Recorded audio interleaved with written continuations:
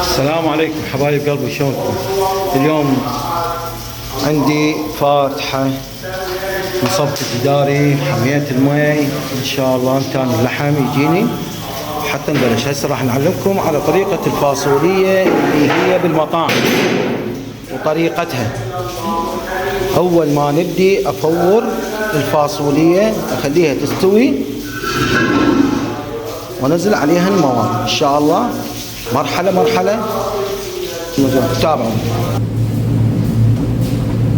هسه بعد ما استوت بهاي الطريقة ضعوها شلون فكت الروحة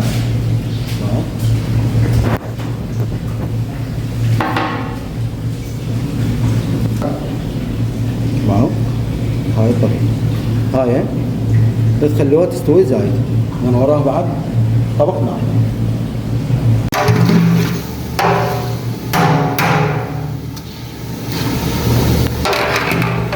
هسه نزلت المعجون وطيهم من 5 كيلوات نصها على هاي الكمية اللي خليناها هي 25 كيلو 25 كيلو فاصولية. ونزلت خاشوقتين كمون، خاشوقة بهارات كركم، فلفل حار نص خاشوقة على هاي الكمية وحسب الذوق. راح انت اول تالي راح تذوق الصلصة مالتك. هسه طلع لي الفاصولية.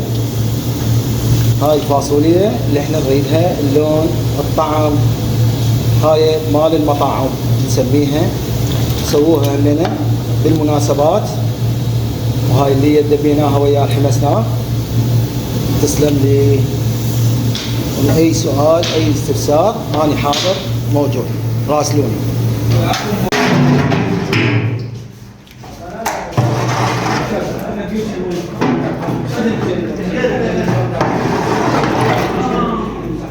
هاي الفاصوليا نحن نريدها مال المطاعم، سخون